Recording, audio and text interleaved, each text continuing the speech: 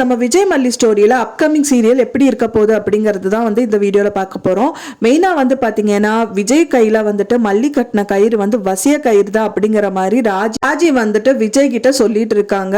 ஆனா அவ மல்லி வந்து அது இல்ல அப்படிங்கிற மாதிரி ப்ரூவ் பண்ணிட்டு இருக்காங்க.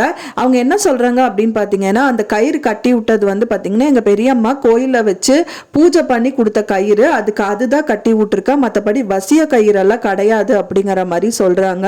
அது கட்டுனா வந்துட்டு சண்டை சச்சரவெல்லாம் இல்லாம குடும்பம் வந்து பீஸ்ஃபுல்லா போகும் அப்படிங்கிற மாதிரி தான் பெரியம்மா என் கையில கொடுத்து கட்ட சொன்னாங்க.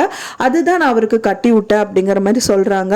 ஆனா ராஜி என்ன சொல்றாங்க அப்படின்னா வந்துட்டு மல்லி வந்துட்டு அந்த வசிய கயிறு தான், விஜய் வந்து மல்லியோட முந்தானியில முடிக்கிறதுக்காக தான் இந்த கயிறு கட்டி விட்டுருக்காங்க அப்படிங்கிற மாதிரி எல்லாம் சொல்றாங்க.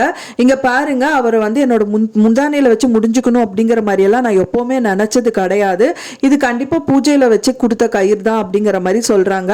அதுக்கு ரஞ்சிதா வந்து இன்னொரு பதில் சொல்றாங்க. என்னன்னா இது வந்து பாத்தீங்கன்னா சிவகாமி ஆண்டி முதல்ல சொல்லிட்டாங்க, மாதிரி ஒரு கயிறு தான் வந்துட்டு அவங்க மருமகளுக்கு வந்துட்டு சிவகாமி ஆண்டி கட்டி விட்டுருக்காங்களாம்.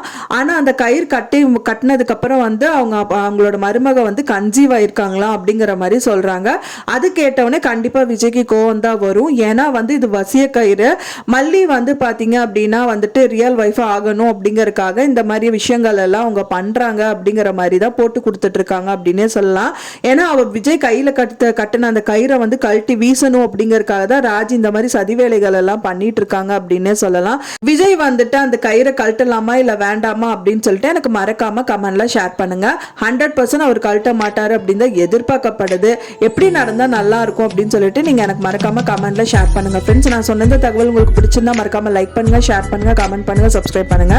மேலும் இன்னொரு சீரியல் அப்டேட்டோட நெக்ஸ்ட் மீட் பண்றேன். தேங்க்ஸ் ஃபார் வாட்சிங் மை வீடியோ ஃப்ரெண்ட்ஸ். நெக்ஸ்ட் வீடியோல பார்க்கலாம்.